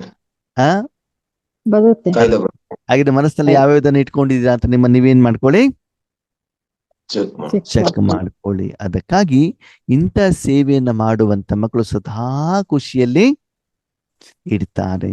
ಹಾಗಿದ್ರೆ ಮಕ್ಕಳ ನಿಮ್ಮನ್ನು ನೀವು ಚೆಕ್ ಮಾಡ್ಕೊಳ್ಳಿ, ನಿಮ್ಮ ಹತ್ರ ಎಷ್ಟು ಖುಷಿ ಇದೆ, ಎಷ್ಟು ಹಂಚ್ತೀರೋ ಅಷ್ಟು ಖುಷಿ ಆಗತ್ತಲ್ವಾ. ವ್ಯಾಪಾರ ಜಾಸ್ತಿ ಆದಷ್ಟು, ಲಾಭ ಜಾಸ್ತಿ ಆದಷ್ಟು, ದಾನ ಹೆಚ್ಚಿಗೆ ಮಾಡಿದಷ್ಟು ಏನಾಗ್ತದೆ, ಆಶೀರ್ವಾದ ಹೆಚ್ಚಿಗೆ ಸಿಗುತ್ತೆ. ಅವಾಗ ಕೆಲವೊಂದು ಆತ್ಮಗಳಿಗೆ ಮಾತ್ರ, ಕೆಲವೊಂದು ಉದ್ದೇಶಕ್ಕೋಸ್ಕರ ಮಾತ್ರ ನೀವು ಈಶ್ವರೀಯ ಶಕ್ತಿಯನ್ನು ದಾನ ಮಾಡ್ತಿರೋ ಅಥವಾ ಎಲ್ಲರಿಗೂ ಮಾಡ್ತಿರೋ ಅಂತ ನೀವೇನ್ ಮಾಡ್ಕೊಳ್ಬೇಕು, ಚೆಕ್ ಮಾಡ್ಕೊಳ್ಬೇಕು. सेंसिबल बच्चे जो होंगे वह तो कहेंगे हम बाबा से पूरा वर्षा ही लेंगे. ಬುದ್ಧಿವಂತ ಮಕ್ಕಳು ಏನ್ ಹೇಳ್ತಾರಂತೆ, ನಾವು ಬಾಬಾನಿಂದ ಪೂರ್ತಿ ಆಸ್ತಿ ತಗೊಳ್ತೀವಿ ಅಂತ ಏನ್ ಹೇಳ್ತಾರಂತೆ. ಸೆನ್ಸಿಬಲ್ ಬುದ್ಧಿವಂತ ಮಕ್ಕಳು ಏನ್ ಹೇಳ್ತಾರಂತೆ, ನಾವು ಬಾಬಾನಿಂದ ಏನ್ ಮಾಡ್ತೇವೆ, ಪೂರ್ತಿ ಪೂರ್ತಿ ಆಸ್ತಿ ತಗೊಳ್ತೀವಿ. ಪೂರ್ತಿ ಆಸ್ತಿ ತಗೊಳ್ಳೋದು ಅಂತಂದ್ರೆ ಏನಾಗಿದ್ರೆ, ಬಾಬನಲ್ಲಿರೋಂಥ ಗುಣಗಳು, ಬಾಬಾನಲ್ಲಿರುವಂತ ಗುಣಗಳು ನೀವು ಮಾತ್ರ ತಗೊಳ್ಳೋದು ಅಥವಾ ಎಲ್ಲರಿಗೂ ಕೊಡ್ಬೇಕು, ಎಲ್ರಿಗೂ ಕೊಡ್ಬೇಕು. ಎಲ್ರಿಗೂ ಕೊಡ್ಬೇಕು. ಎಲ್ಲರಿಗೂ ಕೊಡ್ಬೇಕಲ್ವಾ. ಅವಾಗ ನೀವು ಪೂರ್ತಿಯಾಗಿ ತಗೊಳ್ಳೋದು ಅಂತಂದ್ರೆ ಏನರ್ಥ, ಎಲ್ಲರಿಗೂ ಕೊಡ್ತಾ ಇದ್ರೆ ನಮ್ದು ಪೂರ್ತಿ ಆಗುತ್ತೆ. ಆಮೇಲೆ ಬಾಬಾನಲ್ಲಿರುವಂತ ಎಲ್ಲ ಆಸ್ತಿಗಳಿಗೆ ನಾನು ಅಧಿಕಾರಿ ಆಗ್ಬೇಕಪ್ಪ, ಅದು ಎಲ್ಲ ನಾನು ತೆರಬೇಕು. ಅವಾಗ ಏನ್ ಮಾಡ್ಬೇಕು, ಬಾಬಾನ ಹೆಚ್ಚು ನೆನಪು ಮಾಡ್ಬೇಕು. ನೆನ್ಪ್ ಮಾಡು. ನೋಡಿ ಇಲ್ಲಿ ಬಾಬಾ ಹೇಳ್ತಾರೆ ಸೆನ್ಸಿಬಲ್ ಅಂತ ಹೇಳ್ತಾರೆ ಬಾಬಾ. ಸಿಕ್ಸ್ತ್ ಸೆನ್ಸ್ ಅಲ್ವಾ. ನಾರ್ಮಲ್ ಬುದ್ಧಿ ಎಲ್ಲರಿಗೂ ಇರ್ತದೆ, ಅದೇ ಕೆಲವರಲ್ಲಿ ಎಕ್ಸ್ಟ್ರಾ ಒಂದು ಬುದ್ಧಿ ಇರ್ತದೆ ಅಲ್ವಾ. ಅದು ಸ್ವಲ್ಪ ಯೋಗೇಶನಲ್ಲಿ ಕಾಣ್ತಾ ಇದೆ ಅಂತ ಕಾಣ್ತದೆ ಅಲ್ವಾ. ನಾವೆಲ್ಲ ಒಂದೈತಿ ಮೀನಿಂಗ್ ಹೇಳಿದ್ರೆ ಇವರೊಂದು ಸಪರೇಟ್ ಆಗಿ ಹೇಳ್ತಾರೆ ಅಲ್ವಾ. ಹೌದು ತಾನೆ. ಸಿಕ್ಸ್ತ್ ಸೆನ್ಸ್, ಆ ಸಿಕ್ಸ್ತ್ ಸೆನ್ಸ್ ಅನ್ನು ಸ್ವಲ್ಪ ಉಪಯೋಗ ಮಾಡಿ ನೋಡೋಣ ಇವಾಗ. ಆಜ್ಞಾಕಾರಿ ಅನ್ನೋರಿ ಅಲ್ಲ ಬಾಬಾಗ ಆಜ್ಞಾಕಾರಿಯಾಗಿ ನಡೆದಾಗ ಅಲ್ಲ. ಯಾವ ಆಜ್ಞೆ ಸರಿ, ಆಜ್ಞಾಕಾರಿ ಯಾವ ಆಜ್ಞೆ, ಯಾವ ವಿಧಿ, ಯಾವ ವಿಧಾನ, ಯಾವ ಫಾರ್ಮೇಟ್ ಅನ್ನ ಅಪ್ಲೈ ಮಾಡಿದಾಗ ರಾಜಯೋಗದಲ್ಲಿ ಆವಾಗ ನಾನು ತಂದೆ ಎಲ್ಲ ಆಸ್ತಿಯನ್ನ ಪಡ್ಕೊಂಡಂಗ ಆಗ್ತದೆ.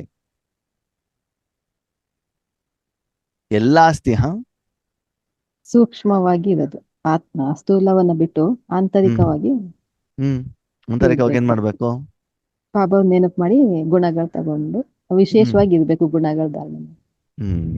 ಅಲ್ಲ, ಅನುಭವ ಮಾಡ್ಬೇಕು ಅದೆಲ್ಲ ತಗೊಂಡು. ನೋಡಿ ಎಲ್ಲ ಆಸ್ತಿ ನನ್ಗೆ ಬರ್ತಾ ಇದೆ ಹೇಳೋದಕ್ಕೆ ಒಂದು ವಿಧಿ ಬೇಕಲ್ವಾ. ನೀವ್ ಯಾರು, ಆತ್ಮ, ಆತ್ಮ. ತಗೊಳ್ಳೋದು ಯಾರ ಹತ್ರ, ಬಾಬನ ಹತ್ರ. ಅದ್ರಲ್ಲೊಂದು ಫಾರ್ಮೇಟ್ ಇದೆ. ಆ ಫಾರ್ಮೇಟ್ ಅನ್ನು ಅಪ್ಲೈ ಮಾಡಿದಾಗ ಅಲ್ಲಿ ಏನಾಗ್ತದೆ ನಿಮ್ಗೆ ಸೆನ್ಸಿಬಲ್ ಅಂತ ಹೇಳಿದ್ರು ಬಾಬಾ. ಸ್ವಲ್ಪ ಬುದ್ಧಿವಂತ ಮಕ್ಕಳು ಏನ್ ಮಾಡ್ತಾರೆ, ಆ ಫಾರ್ಮೇಟಿನ ಆಧಾರದಲ್ಲಿ ಬಾಬಾರನ್ನ ನೆನಪು ಮಾಡ್ತಾರೆ. ಓಕೆ, ಮನಬುದ್ಧಿಯಿಂದ ನೆನಪು ಮಾಡ್ಬೇಕು, ಪರಂಧಾಮದಲ್ಲಿ ನೆನಪು ಮಾಡ್ಬೇಕು, ಪರಮಾತ್ಮ ನೆನಪು ಮಾಡ್ಬೇಕು, ವಿಶ್ವ ಕೊಡ್ಬೇಕು, ಎಲ್ಲರೂ ಸರಿ. ಅದೇ ವಿಧಿ ಯಾವುದು, ನಂದೇನು ಇಲ್ಲ ಎಲ್ಲ ಬಾಬಾದೇ ಅಂತ, ಅದು ಸಮರ್ಪಣಾ ಭಾವ. ಬಾಬಾ ಎಲ್ಲ ಆಸ್ತಿ ನಿಮ್ಮ ಹೆಸರಲ್ಲಿ ಬರ್ಕೊಡ್ಬೇಕಪ್ಪ, ಅವಾಗ ಬಾಬಾ ಜೊತೆಗೆ ಏನ್ ಅಗ್ರಿಮೆಂಟ್ ಮಾಡ್ಕೊಳ್ಬೇಕು, ವಿಧಿ ಮುರುಳಿ ಕೇಳ್ಬೇಕು. ಅಲ್ಲ, ನಾನೇನೆಲ್ಲ ಪಡ್ಕೊಂಡಿದ್ದೀನಿ ಅದೆಲ್ಲ ಕೊಡ್ಲಿಕ್ಕೆ ಮಾತ್ರ ತಗೊಂತಾ ಇದ್ದೀನಿ. ಅಲ್ಲ, ಬಾಬನ್ ಮಡ್ಲಲ್ಲ ಕೂತ್ಕೊಂಡ್ಬಿಡ್ಬೇಕು, ನೀನೇ ಮಾಡ್ಬೇಕಪ್ಪ ಏನಾದ್ರು ಮಾಡೋದು. ಆಮೇಲೆ ಮತ್ತೆ ಓಕೆ, ಬಾಬಾ ಹತ್ರ ಏನ್ ಅಗ್ರಿಮೆಂಟ್ ಮಾಡ್ಕೊಳ್ಬೇಕು ಅಂತಂದ್ರೆ, ಬಾಬಾ ನಂದು ನಿಂದು ಹೋಲ್ಸೇಲ್ ಬಿಸ್ನೆಸ್. ಏನ್ ಬಿಸ್ನೆಸ್, ಹೋಲ್ಸೇಲ್ ಬಿಸ್ನೆಸ್. ನಿನ್ನ ಫ್ಯಾಕ್ಟ್ರಿಯಲ್ಲಿ ಏನ್ ರೆಡಿ ಇದೆಯಲ್ಲ ಅದು ಹೊರಗಡೆ ಹೋಗ್ಬೇಕಾದ್ರೆ ನನ್ನ ಮೂಲಕನೇ ಹೋಗ್ಬೇಕು.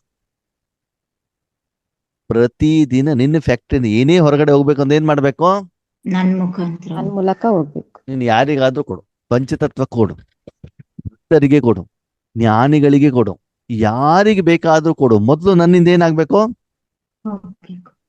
ನನ್ನ ಮೂಲಕನೇ ಅದು ಹೊರಗಡೆ ಹೋಗ್ಬೇಕಾಗ್ತದೆ. ಆಮೇಲೆ ನನ್ನ ಮೂಲಕ ನೀನು ಹೋಲ್ಸೇಲ್ ಆಗಿ ಕೊಡು, ರಿಟೇಲ್ ಆಗಿ ಕೊಡು, ಏನಾದ್ರೂ ಮಾಡು. ಫಸ್ಟ್ ಆ ಫ್ಯಾಕ್ಟ್ರಿಯಿಂದ ಪ್ರಾಡಕ್ಟ್ ಹೊರಗಡೆ ಹೋಗ್ಬೇಕು ಅಂತಂದ್ರೆ ಯಾರ ಮೂಲಕ ಹೋಗ್ಬೇಕು, ನನ್ನ ಮೂಲಕ ಹೋಗ್ಬೇಕು. ನನ್ನ ಮೂಲಕ ಹೋಗ್ಬೇಕು. ಈಗ ಕೆಲವೊಂದು ಫ್ಯಾಕ್ಟ್ರಿಗಳಲ್ಲಿ ಕೆಲವೊಂದು ಕಂಪ್ನಿಗಳ ಜೊತೆಗೆ ಅಗ್ರಿಮೆಂಟ್ಗಳು ಇರ್ತವೆ.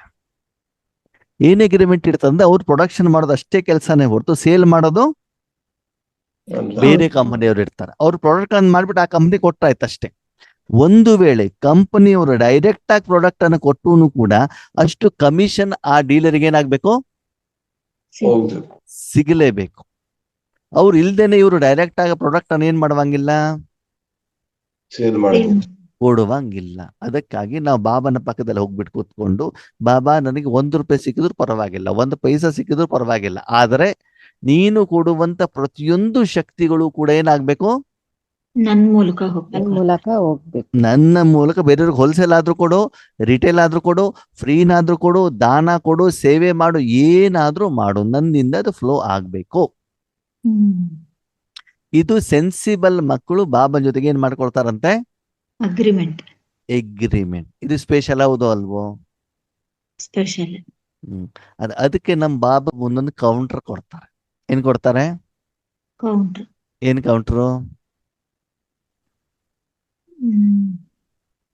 ಇವಾಗ ಅಮೃತುಳ್ಳ. ನಿಮ್ದೊಂದು ದೊಡ್ಡ ಕೇಳಿ, ನಿಮ್ಗೊಂದು ದೊಡ್ಡ ಊರಿದೆ. ಓಕೆ, ನೀವು ನಂದಿನಿ ಹಾಲಿನ ಏಜೆನ್ಸಿ ತಗೊಂಡಿದ್ದೀರಿ. ಏನ್ ತಗೊಂಡಿದ್ದೀರಿ? ನಂದಿನಿ ಹಾಲ್ ಏಜೆನ್ಸಿ. ನೀವೇನ್ ಹೇಳ್ತೀರಿ, ನಿಮ್ ಊರಿನಲ್ಲಿ ಎಷ್ಟು ಬೇಕಾದ್ರೂ ಡೀಲರ್ಶಿಪ್ ಹತ್ರ ಕೊಡ್ರಿ, ನಮ್ಗೆ ತೊಂದರೆ ಏನಿಲ್ಲ. ಆದ್ರೆ ಮೊದ್ಲು ಏನಾಗ್ಬೇಕು, ನಮ್ಮ ಹತ್ರ ಲೈಸೆನ್ಸ್ ಬರಬೇಕು. ಅವರು ಇಲ್ಲಿ ಬಂದು ತಗೊಂಡೋಗ್ಲಿ, ಅಥವಾ ನೀವು ಡೈರೆಕ್ಟ್ ಆಗಿ ವೆಹಿಕಲ್ ಇಂದ ಸಪ್ಲೈ ಮಾಡ್ತೀರಾ, ಸಪ್ಲೈ ಮಾಡ್ಕೊಳ್ಳಿ, ಪೇಮೆಂಟ್ ತಗೊಳ್ಳಿ, ನಮ್ಗೇನು ತೊಂದರೆ ಇಲ್ಲ. ಆದ್ರೆ ಅದೆಲ್ಲ ಲೆಕ್ಕಾಚಾರ ನನಗೆ ಬೇಕು. ಬರಬೇಕು. ಓಕೆ, ಸರಿ. ನಂದಿನಿ ಹಾಲಿಗೆ ಬೆಳಿಗ್ಗೆ ಜನ ಎಷ್ಟು ಗಂಟೆ, ಹೋಲ್ಸೇಲ್ ಡೀಲರ್ಸ್ ಎಷ್ಟು ಗಂಟೆಗೆ ಹೋಗ್ತಾರೆ ಹಾಲು ತಗೊಳ್ಳಿಕ್ಕೆ? 2 ಗಂಟೆಗೆ. ಬೆಳಿಗ್ಗೆ 2 ಗಂಟೆಗೆ. 6 ಗಂಟೆಗೆ 6 ಗಂಟೆಗೆ ರಿಟೇಲರ್ಸ್ ಹೋಗೋದು, 4 ಹೋಲ್ಸೇಲರ್. ಗಂಟೆ. 4 ಗಂಟೆ. ಹಾ, ಅವಾಗ 4 ಗಂಟೆಗೆ ಹೋಗ್ತಾರೆ ಅಂತಂದ್ರೆ ಹೋಲ್ಸೇಲ್ ಡೀಲರ್ ಎಷ್ಟು ಗಂಟೆ ಓಪನ್ ಮಾಡ್ಬೇಕು? 2 ಗಂಟೆ. ಇನ್ನೂ ಮುಂಚೆ. 2 ಗಂಟೆ 3 ಗಂಟೆ ಅಷ್ಟೊತ್ತಿಗೆ ಸ್ಟಾಕ್ ತಂದು ಇಳಿಸ್ಕೊಂಡಿರ್ಬೇಕು ತಾನೆ. ಅವಾಗ ಮುಂದೆ ಬಂದಿರುವಂತ ಹೋಲ್ಸೇಲರ್ಗೆ ರಿಟೇಲರ್ಗೆ ಅವ್ರೇನ್ ಮಾಡ್ಬೋದು? ಒಟ್ಟು ಸೇಲ್ ಮಾಡ. ಸರಿ, ಒಂದು ದಿವಸ ವಿಪರೀತ ಚಳಿ, ಅವಾಗ ಮನೇಲಿ ಅವ್ರು ಮಲ್ಕೊಂಡಿದ್ದಿದ್ರೆ, ಅಂಗಡಿ ಓಪನ್ ಮಾಡಿಲ್ಲ ಅಂತಂದ್ರೆ ನಂದಿನಿಯವರು ಅವ್ರಿಗೆ ಡೀಲರ್ಶಿಪ್ ಇಡ್ತಾರೋ ತೆಗೆದಾಕ್ತಾರೋ? ಇವತ್ತು ತುಂಬಾ ಚಳಿ, ಇವತ್ತು ತುಂಬಾ ಮಳೆ, ಯಾವುದೋ ಒಂದು ಕಾರಣ ಹೇಳ್ಬಿಟ್ಟು ಅವ್ರ ಅಂಗಡಿ ಓಪನ್ ಮಾಡಿಲ್ಲ ಅಂತಂದ್ರೆ ಡೀಲರ್ಶಿಪ್ ಇರುತ್ತೋ ಕ್ಯಾನ್ಸಲ್ ಆಗತ್ತೋ? ಕ್ಯಾನ್ಸಲ್. ಅವಾಗ ಅವ್ರೇನ್ ಹೇಳ್ತಾರೆ, ರೀಸನ್ ಹೇಳುವಂಗಿಲ್ಲ. ನಿಮ್ಗೆಲ್ಲಾ ಹೋಲ್ಸೇಲ್ ಬೇಕು ಅಂತಂದ್ರೆ ಅಷ್ಟೊತ್ತಿಗೆ ಅಂಗಡಿ ಏನಾಗ್ಬೇಕು, ತೆಗಿಬೇಕು. ನಿಮ್ಮ ಹತ್ರ ಸದಾ ಸ್ಟಾಕ್ ಇರಬೇಕು. ಎಷ್ಟೊತ್ತಿನವರೆಗೆ ಜನ ಕೇಳ್ತಾ ಇರ್ತಾರೋ ಅಷ್ಟೊತ್ತಿನವರೆಗೆ ನಿಮ್ಮ ಅಂಗಡಿ ಯಾವಾಗ್ಲೂ ಓಪನ್ ಇರಬೇಕು. ನಮ್ಗೆ ಸಿಗಲಿಲ್ಲ ಅಂತ ಯಾರ್ದು ಕಂಪ್ಲೇಂಟ್ ನಮ್ಮ ಹತ್ರ ಬರಬಾರ್ದು. ಆವಾಗ ನಿಮ್ಮ ಹತ್ರ ಡೀಲರ್ಶಿಪ್ ಏನಾಗ್ತದೆ, ಕಂಟಿನ್ಯೂ ಆಗುತ್ತೆ. ಈಗ ಬಾಬನ ಪ್ರಶ್ನೆ, ನಿಮ್ಮ ಅಂಗಡಿ ಹೋಲ್ಸೇಲ್ ಅಂಗಡಿ ದಿನದಲ್ಲಿ ಎಷ್ಟೊತ್ತು ಓಪನ್ ಇರುತ್ತೆ? 5 ನಿಮಿಷ 10 ನಿಮಿಷ ಓಪನ್ ಇದ್ಬಿಟ್ರೆ ನಿಮ್ಗೆ ಡೀಲರ್ಶಿಪ್ ಕೊಟ್ಬಿಡ್ತಾರಾ? ಬಾಬಾ ಅಮೃತ ಸ್ಟಾರ್ಟ್ ಮಾಡೋದು 4 ಗಂಟೆಗೆ, 4:15 4:45 ಬಂದ್ಬಿಟ್ರೆ ನಿಮ್ಗೆ ಹೋಲ್ಡರ್ಶಿಪ್ ಕೊಟ್ಟು ಬಿಡ್ತಾರಾ? ಇಲ್ಲ. ನಾವು ಫ್ರೀ ಇದ್ದಾಗ ಬರ್ತೀವಿ, ಇಲ್ಲ ಅಂತಂದ್ರೆ ಬರೋದಿಲ್ಲ, ಅವಾಗ ಡೀಲರ್ಶಿಪ್ ಕೊಟ್ಟು ಬಿಡ್ತಾರಾ? ಇಲ್ಲ. ಅದಕ್ಕಾಗಿ ಬಾಬಾ ಏನ್ ಹೇಳ್ತಾರೆ, ಮಕ್ಕಳೇ ಇದನ್ನ ಮಾಡ್ಬೇಕು ಅಂತಂದ್ರೆ ಅಷ್ಟೇ ಶಿಸ್ತಿನಿಂದ ಏನ್ ಮಾಡ್ಬೇಕು, ನಿಮ್ಮ ತನು ಮನ ಧನವನ್ನ ಭಗವಂತನಿಗೆ ಅರ್ಪಣೆ ಮಾಡಿ ಬೇರೆಯವರು ಬರೋಕ್ಕಿಂತ ಮೊದ್ಲೇನೆ ಏನಾಗಿರ್ಬೇಕು, ಅವ್ರ ಏನೇನು ಕ್ವಾಂಟಿಟಿಗಳಿದ್ದಾವೆ ಅದು ಟ್ರೈನಲ್ಲಿ ರೆಡಿ ಆಗಿರ್ಬೇಕು. ಅಂತಂದ್ರೆ ಇವಾಗ ನೋಡಿ, ನಮ್ಮಲ್ಲಿ ಗ್ರೂಪ್ ಅಲ್ಲಿ ನಮ್ ನಾಗನಾಥ್ ಅಕ್ಕವ್ರು ಏನ್ ಮಾಡ್ತಾರೆ, 4 ಗಂಟೆಗೆ ಬರ್ತಾರೆ ಅಂದ್ರೆ 3:15 3:15 ಓಪನ್ ಮಾಡ್ಬಿಟ್ಟು ಏನ್ ಮಾಡಿರ್ತಾರೆ, ಕೂತ್ಕೊಂಡಿರ್ತಾರೆ ಅಲ್ವಾ? ಬಂದವ್ರಿಗೆ ಯಾವಾಗ್ಲೂ ಕೂಡ ಏನಾಗಬಾರ್ದು, ಲೇಟ್ ಆಯ್ತು ಅಂತ ಆಗಬಾರದು. ಹಾಗೆ ಇಲ್ಲೂ ಕೂಡ ಬಾಬಾ ಏನ್ ಹೇಳ್ತಾರೆ, ಪ್ರಪಂಚದಲ್ಲಿರುವಂತ ಮಕ್ಕಳು ಭಕ್ತರು ಬರೋಕ್ಕಿಂತ ಮೊದಲೇನೆ ಅವ್ರಿಗೆ ಬೇಕಾಗಿರುವಂತ ಸಪ್ತ ಗುಣಗಳನ್ನ ಕೊಡ್ಲಿಕ್ಕೆ ನಿಮ್ಮ ಅಂಗಡಿ ಸದಾ ಓಪನ್ ಇರಬೇಕು. ಮತ್ತೆ ಆ ಅಂಗಡಿಯಲ್ಲಿ ನೀವು ಏನು ಮಾಡ್ತಿರೋ ಅದಕ್ಕೆ ಹಣವನ್ನ, ಕಮಿಷನ್ ಅನ್ನ ನೀವು ತೆಗೆದುಕೊಳ್ಳುವ ಹಾಗೆ ಇಲ್ಲ. ಓಕೆ, ಅದನ್ನ ಹಿಡಿದು ಅದನ್ನ ನಾನು ಕೊಡ್ತೇನೆ ಹೊರತು ಅವ್ರ ಹತ್ರ ಏನ್ ಮಾಡುವಂಗಿಲ್ಲ, ತಗೊಳಂಗಿಲ್ಲ. ಅವ್ರು ಕೇಳಿದಷ್ಟು ಏನ್ ಮಾಡ್ತಾ ಹೋಗೋದು, ಕೊಡ್ತಾ ಹೋಗ್. ತುಂಬ ಕೊಡ್ತಾ ಇರೋದು ಅಷ್ಟೇನೆ, ಸಾಲಾಗಿಲ್ಲ. ಏನು ಮಾಡಿ ಅವ್ರು ಎಷ್ಟು ಕೇಳ್ತಾರೋ ಅವ್ರು ಎಷ್ಟು ಚೀಲ ತಗೊಂಡು ಬಂದಿದಾರೋ ಎತ್ತೆತ್ತು ಕೊಡ್ತಾ ಹೋಗು, ಸರಿನಾ?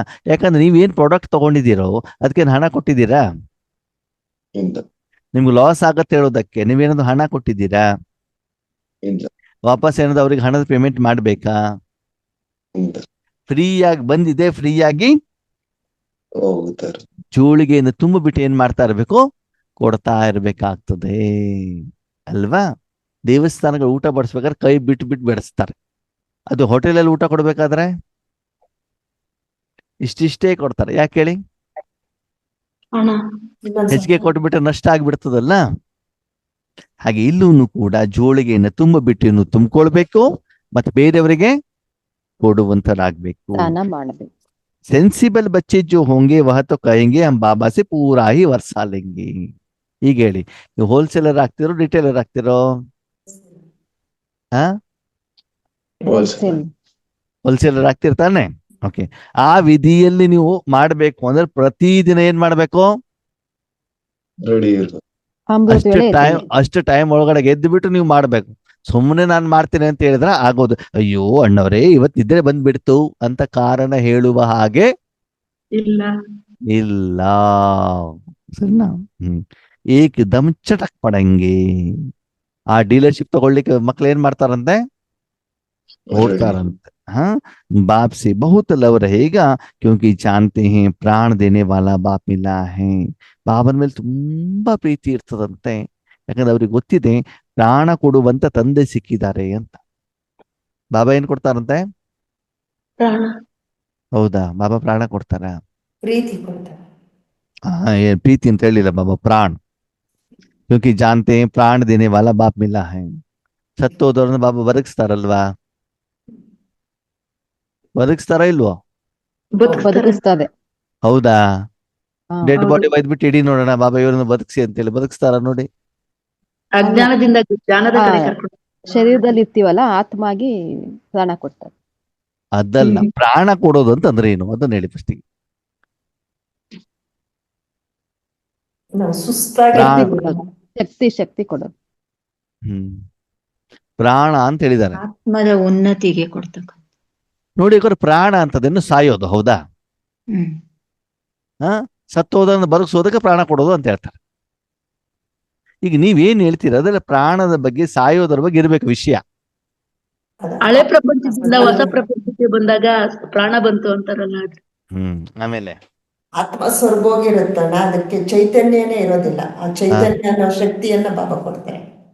ಹೌದು. ಆಮೇಲೆ ಆಮೇಲೆ ಮತ್ತೆ ಜ್ಞಾನದ ಮುಖಾಂತರ ಪುನರ್ಜನ್ಮ ಕೊಡ್ತಾರೆ ಬಾಬಾ. ಆಮೇಲೆ ದಿನದಲ್ಲಿ ಏನೇನೋ ಕಾರಣದಿಂದ ಭಗವಂತ ಈ ಅತ್ತೆ ಜೊತೆ ನಂಗೆ ಬಾಳ್ಲಿಕ್ಕೆ ಆಗೋದಿಲ್ಲಪ್ಪ, ಯಾವಾಗಪ್ಪ ಕರ್ಕೊಂಡು ಹೋಗ್ತೀಯಾ ಅಂತ ಕೇಳ್ತೀವಿ. ಅಂದೇನರ್ಥ? ಹೌದು. ಯಾವಾಗ ಸುಸೈಡ್ ಮಾಡ್ಕೊಳ್ಳೋದು ಅಂತ ಯೋಚನೆ ಮಾಡ್ತಾರೆ. ಸಾಕಪ್ಪ ಸಾಕು, ಈ ಸಂಸಾರನೇ ಬೇಡ, ಈ ಆಫೀಸೂ ಬೇಡ, ಈ ಮಕ್ಕಳೂ ಬೇಡ, ಈ ಕಾಯಿಲೆಗಳೂ ಬೇಡ, ಈ ಸಮಸ್ಯೆಗಳೇ ಬೇಡ, ಯಾವಾಗ ನನ್ನನ್ನು ಕರ್ಕೊಂಡು ಹೋಗ್ತೀಯಾ, ಹೇಗೆ ನಾನು ಸಾಯೋದು ಅಂತ ಏನ್ ಮಾಡ್ತಿರ್ತಾರೆ ಪ್ರಪಂಚದಲ್ಲಿ ಜನ? ಸಂಕಲ್ಪ, ಯೋಚನೆ, ಚಿಂತನೆ ಮಾಡ್ತಾರೋ ಮಾಡಲ್ವೋ? ಮಾಡ್ತದೆ. ಓಕೆ, ನೀವು ಸರಿಯಾಗಿ ಈ ರೀತಿ ವಿಶ್ವ ಕಲ್ಯಾಣವನ್ನು ಮಾಡಿದಾಗ ಭಗವಂತ ನಾನು ಸಾಯುವಂಗಿಲ್ಲ, ಇನ್ನೂ ಒಂದು 20 ವರ್ಷ ಬದುಕ್ಬೇಕು ಅಂತ ನಿಮಗೆ ಅನಿಸ್ಬೇಕು. ಏನಾಗ್ಬೇಕು? ಅನ್ನಿಸ್ಬೇಕು. ನೀವು ಮಾಡುವಂತ ಜೀವನದಲ್ಲಿ, ಬೇಹದಿನ ಸೇವೆಯಲ್ಲಿ, ಆ ಆಶೀರ್ವಾದದಲ್ಲಿ ನಿಮ್ಗೆ ಹೇಗ್ ಅನ್ಸ್ಬೇಕು ಅಂತಂದ್ರೆ, ಭಗವಂತ ನನ್ನ ಸಾಯಿಸು, ನನ್ನನ್ನು ಕರ್ಕೊಂಡು ಹೋಗು ಅಂತ ಅವನ ಹೋಗ್ಬಿಟ್ಟು ಹೇಳುವಂಗಿಲ್ಲ. ಇನ್ನೂ ಭಗವಂತ ತುಂಬಾ ವರ್ಷ ಇದೇ ಶರೀರದಲ್ಲಿ, ಇದೇ ಪ್ರಪಂಚದಲ್ಲಿ ನಾನು ಈಶ್ವರಿ ಸೇವೆಯನ್ನು ಮಾಡ್ತಾ ಸುಖದಿಂದ ವಜ್ರ ಸಮಾನ ಜೀವನವನ್ನ ಮಾಡಬೇಕು ಅಂತ ಬಾಬನಿಗೆ ಹೇಳ್ಬೇಕು. ಅದಕ್ಕೆ ಹೇಳ್ತಾರೆ, ಉಸಿರು ಹೋಗ್ಬಿಟ್ಟಿತ್ತು, ಕುತ್ತಿಗೆವರೆಗೆ ಬಂದ್ಬಿಟ್ಟಿತ್ತು, ಏನಾಯ್ತು? ಉಳಿತು, ಹಾರ್ಟ್ ಅಟ್ಯಾಕ್ ಆಗ್ಬಿಡ್ತು, ಮತ್ತೊಂದು ಮಗದಂತು, ಹೊಸ ಜೀವನ ಅಂತ ಹೇಳ್ತಾರಲ್ವಾ. ಇನ್ನು ಕೆಲವೊಬ್ರು ಕೊರೋನಾ ಬಂದವ್ರು ಹೇಳ್ದು, ಅಯ್ಯೋ ಕೊರೋನಾ ಬಂದ್ಬಿಡ್ತು ಅಣ್ಣವ್ರೆ, ಈಗ ನನಗೆ ಹೊಸ ಜೀವನ ಸಿಕ್ಕಿದೆ.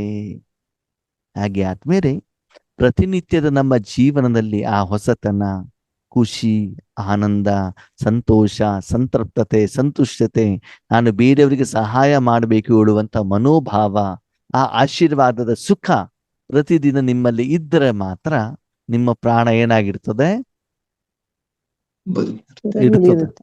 ಪ್ರತಿದಿನ ಒಳಗಡೆ ಬೊಬ್ಬೆ ಹೊಡಿತಾ ಇದ್ರೆ ಸತ್ತೋಗಿದೆ, ಯಾವಾಗ ಹೋಗ್ತೀವಿ ಅಂತ ಏನ್ ಮಾಡ್ತಿರ್ತಾರೆ, ಹೋಗ್ತಾ ಇರುತ್ತೆ.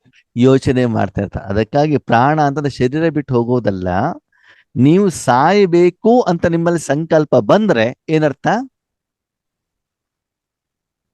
ಪ್ರಾಣ ಹೋಗ್ತಾ ಇದೆ ಅಂತ ಅರ್ಥ. ಅಂದ್ರೆ ನಿಮ್ಮ ಮನಸ್ಸಲ್ಲಿ ನೀವು ಚೆಕ್ ಮಾಡ್ಕೊಳ್ಳಿ ಏನಂತ, ಈ ಪ್ರಪಂಚದಲ್ಲಿ ನಾವು ಇನ್ನೂ ಇರಬೇಕು ಅಂತ ಸಂಕಲ್ಪ ನಡೀತಾ ಇದೆಯೋ, ಅಥವಾ ಈ ಟಾರ್ಚರ್ ಅಂತ ಹೇಳ್ತಾರಲ್ಲ, ಏನ್ ಹೇಳ್ತಾರೆ ಟಾರ್ಚರಿಗೆ, ಹಿಂಸೆ. ಹಿಂಸೆ ಅಲ್ವಾ, ಆ ಹಿಂಸೆ ಮೂಲಕ ಇದನ್ನು ಬಿಟ್ಬಿಟ್ಟು ಹೋಗ್ಬೇಕು ಅಂತ ಅನ್ಸತ್ತ. ಇಲ್ಲ, ಇರ್ಬೇಕು ಅನ್ಸುತ್ತೆ. ಬೇಕು ಅಂತ. ನಿಜ ಹೇಳ ಅಣ್ಣವ್ರೆ, ಮೊದ್ಲಾಗಿದ್ದಿದ್ರಿಯಲ್ಲ ಲೌಕಿಕದವ್ರು ನೋಡ್ಬಿಟ್ಟು ಸಾಯ್ಬೇಕು ಅಂತ ಅನಿಸ್ತಾ ಇತ್ತು. ಇವಾಗ ಅದ್ರ ಜೊತೆಗೆ ಅಲೌಕಿಕದವರು ಸೇರ್ಕೊಂಡ್ಬಿಟ್ಟಿದ್ದಾರೆ ಅಲ್ವಾ. ಅದಕ್ಕಾಗಿ ಇವ್ರ ಜೊತೆಗೆ ನಮ್ಗೆ ಬಾಳ್ಲಿಕ್ಕೆ ಆಗೋದಿಲ್ಲ.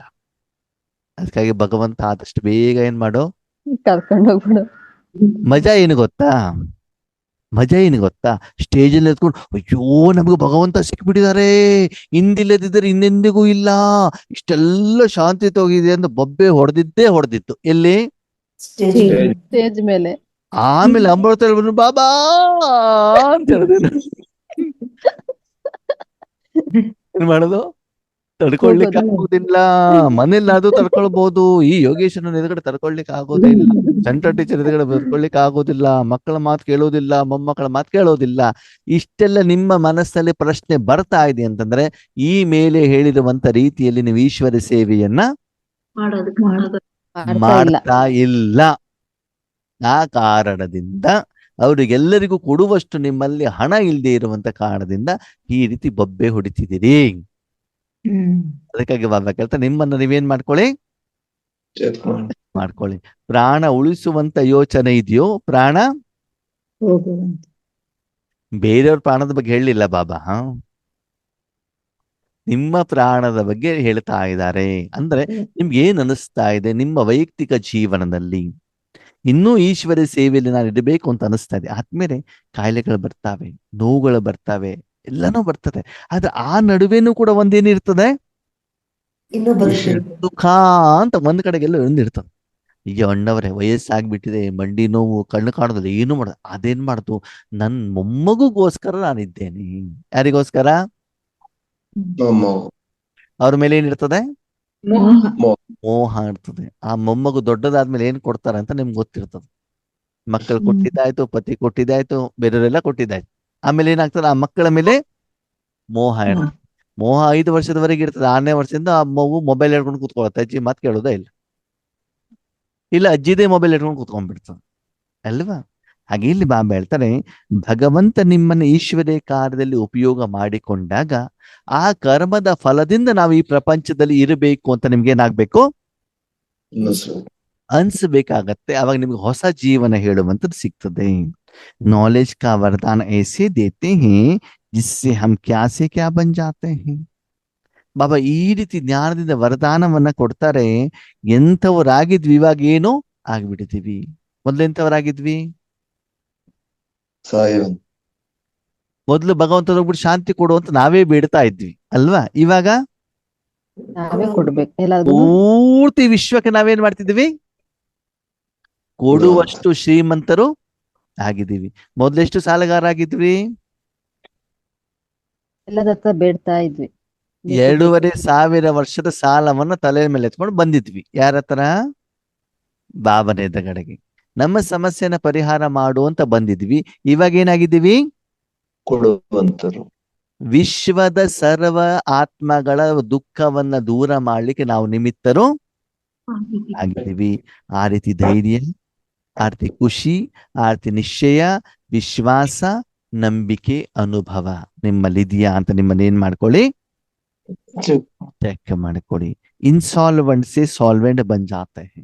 ಪಾಪರ್ ಆಗ್ಬಿಟ್ಟಿದ್ವಿ, ಬಿಕಾರಿಗಳಾಗ್ಬಿಟ್ಟಿದ್ವಿ, ಸಾಲಗಾರರಾಗ್ಬಿಟ್ಟಿದ್ವಿ. ಇವಾಗ ಏನಾಗಿದ್ದೀರಿ, ತುಂಬಾ ಮಾಲೀಕ.